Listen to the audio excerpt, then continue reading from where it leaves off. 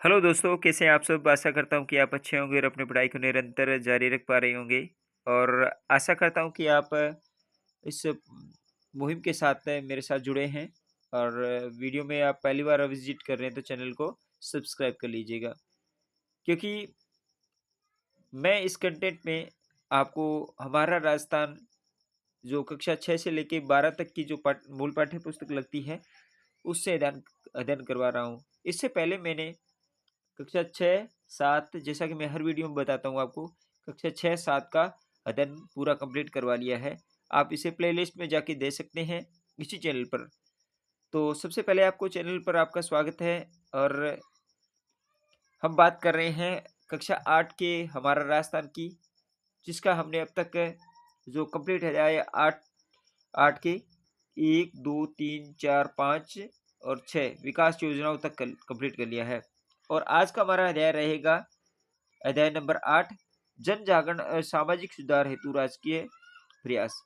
Most important content होने वाला है, क्योंकि हम पढ़ रहे हैं मूल पाठ्य पुस्तकें और मूल पाठ्य पुस्तकों का ही हमारा पैटर्न रहने वाला है। क्योंकि हम कक्षा 6 से लेकर कक्षा 12 तक इसी चैनल पर आपको वन लाइनर मूल पाठ्य पुस्तकों का अध्ययन करवाया जा रहा है। तो आइए मेरे साथ जुड़िए इस मुहिम के साथ में। और आज हम पढ़ेंगे चैप्टर नंबर 8 का जन जागरण व सामाजिक सुधार हेतु राजकीय प्रयास। तो चलिए शुरुआत करते हैं। जिस प्रकार से आपको दिखाई दे रहा है कि अध्याय 8, आज का अध्याय 8 है हमारा, जिसमें हम पढ़ेंगे जन जागरण एवं सामाजिक सुधार हेतु राजकीय प्रयास। तो चलिए शुरुआत करते हैं।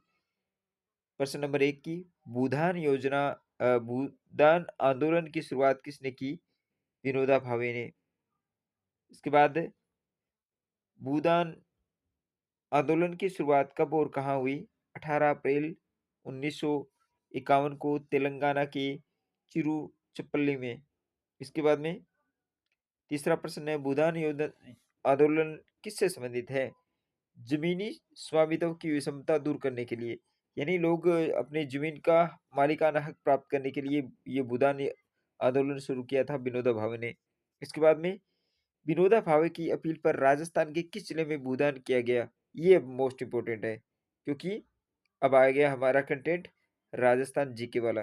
क्योंकि पहले भूमिका तैयार हुई, इसके बाद में इस टॉपिक से संबंधित प्रश्न बनते हैं। कैसे कि भूदान भूदान आंदोलन किससे संबंधित था? ये भूदान आंदोलन था जमीनी स्वामित्व से। और विनोबा भावे की अपील पर राजस्थान के किस जिले में भूदान किया गया? तो सबसे पहले भूदान किया गया था नागौर में। राज्य सरकार ने कौन सा अधिनियम पारित किया? ग्राम दान अधिनियम 1971। आजादी के समय राजस्थान के कितना प्रतिशत जनसंख्या कृषि पर निर्भर थी? 75% जनसंख्या। राजस्थान काश्तकारी अधिनियम लागू हुआ था 1955 में। राजस्थान भू राजस्व अधिनियम लागू हुआ था 1956 में। ये मोस्ट इंपोर्टेंट है आंकड़े जितने भी। संविधान का अनुच्छेद 17 किससे संबंधित है? छुआछूत से। अस्पृश्यता उन्मूलन के लिए भारत सरकार ने कौन सा अधिनियम पारित किया? नागरिक अधिकार संरक्षण अधिनियम 1955 ये किया था अस्पृश्यता उन्मूलन के लिए, यानी जो संविधान का अनुच्छेद 17 कह रहा है ना, उसके लिए ये प्रश्न बनता है कि अस्पृश्यता उन्मूलन के लिए भारत सरकार ने कौन सा अधिनियम पारित किया था? नागरिक अधिकार संरक्षण अधिनियम 1955। इसके बाद बात करते हैं, किसने कहा कि 11वां प्रश्न आज का, किसने कहा कि आप किसी राष्ट्र में महिला की स्थिति देखकर उस राष्ट्र की हालत बता सकते हैं? पंडित जवाहरलाल नेहरू ने। यह प्रश्न बन सकता है। 1951 में महिला साक्षरता कितनी थी? राजस्थान की महिला साक्षरता थी 2.51%।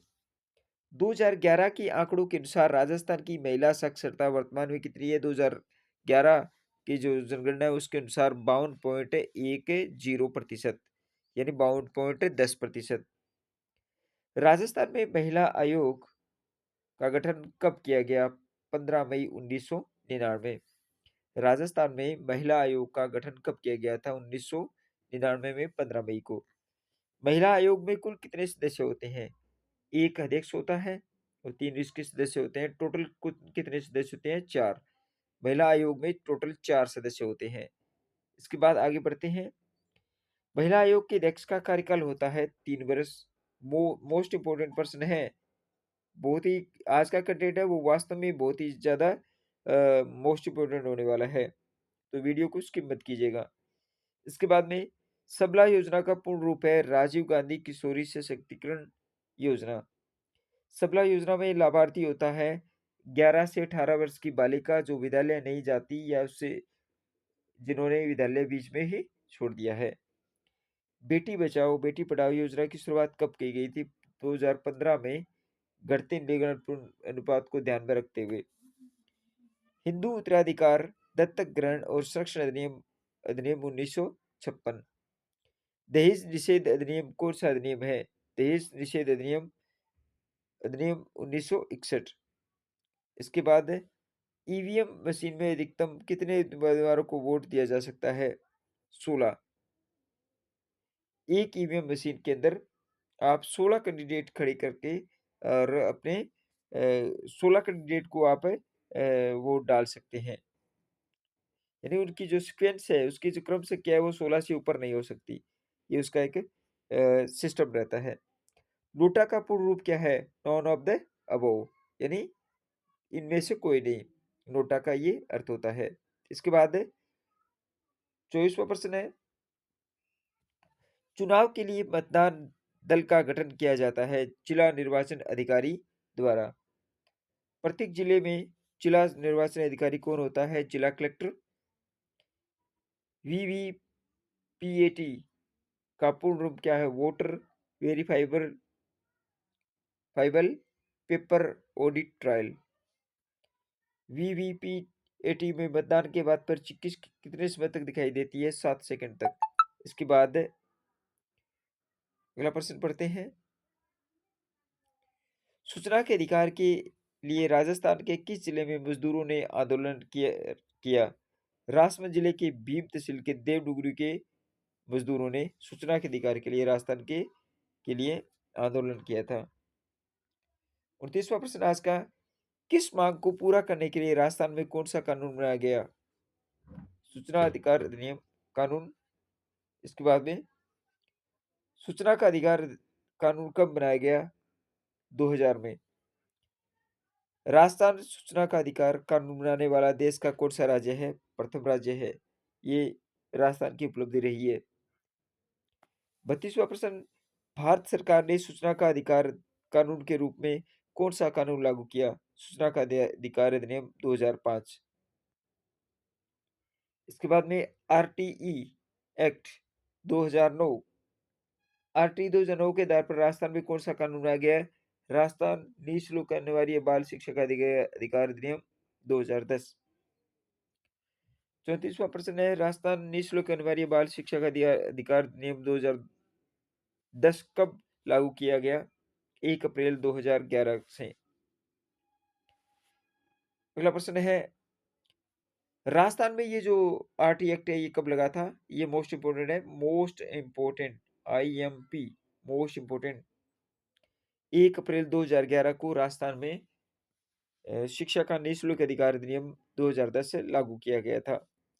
पूरे भारत में ये 1 अप्रैल 2010 को लागू हो चुका था, लेकिन राजस्थान में ये 1 अप्रैल 2011 को लागू किया था। यह नियम किस आयु के बच्चों पर लागू होता है? 6 से 14 वर्ष के बच्चों पर। इसके बाद आगे पढ़ते हैं, यह नियम किस कक्षा तक की पढ़ाई के लिए लागू है? कक्षा 1 से 8 तक। मोस्ट इंपोर्टेंट है, रीट के एग्जाम के लिए और वगैरह वगैरह जितने भी एग्जाम है उसके लिए। निजी स्कूलों में कमजोर व पिछड़े वर्ग के बच्चों के लिए आरटी एक्ट के दिन कितना प्रतिशत सीटें आरक्षित है? 25%। संयुक्त राष्ट्र की आम सभा द्वारा बाल अधिकार समझौते को कब पारित किया गया? 20 नवंबर 1989 को। भारत ने इस समझौते पर हस्ताक्षर कब किए थे? 1992 में। राजस्थान में चाइल्ड हेल्पलाइन नंबर कौन सा है? 1098। राजस्थान में जन सामान्य की समस्याओं को दर्ज करने के लिए कौन सा पोर्टल शुरू किया गया है? राजस्थान संपर्क पोर्टल। मोस्ट इंपोर्टेंट है ये। सिटीजन कॉल सेंटर का नंबर क्या है? 181 पर अपनी शिकायतें दर्ज करवा सकते हैं। रैंसोमेर क्या है? ये कंप्यूटर वायरस है। मलवेयर क्या है? ये कंप्यूटर वायरस है। इसके बाद में आगे पढ़ते हैं। फिनिक्सिंग क्या है? यह एक तरीके की ऑनलाइन ठगी है। स्पूफिंग क्या है? व्यक्तिगत जानकारी प्राप्त करने करके ठगी करना, इसे स्पूफिंग कहते हैं। 47वां प्रश्न है, अगर किसी के साथ ऑनलाइन ठगी हो तो वह अपनी शिकायत कहाँ दर्ज करवा सकता है? National cyber crime report portal पर। स्विप का पूर्ण नाम क्या है? Systematic voter educational and electoral participation programme, ये स्वीप का पूरा नाम है। तो आज के इस कंटेंट में 48 क्वेश्चन थे। आशा करता हूँ कि आपको ये वीडियो अच्छा लगा होगा। वीडियो अगर अच्छा लगे तो लाइक कीजिएगा, शेयर कीजिएगा अपने दोस्तों के साथ में शेयर करके, और चैनल पर पहली बार विजिट करें तो चैनल को ज़रूर सब्सक्राइब करके जाइएगा। आज के कंटेंट में इतना ही। मिलते हैं एक नेक्स्ट अध्याय के साथ। हम पढ़ रहे हैं, हमारी थीम है मूल पाठ्य पुस्तकों से अध्ययन, कक्षा 6 से 12 तक। इस थीम के साथ जुड़िए और अपने आप को आगे तक लेके जाइए। आज की वीडियो में इतना ही। मिलते हैं कल। तब तक के लिए धन्यवाद। Take care. Bye bye.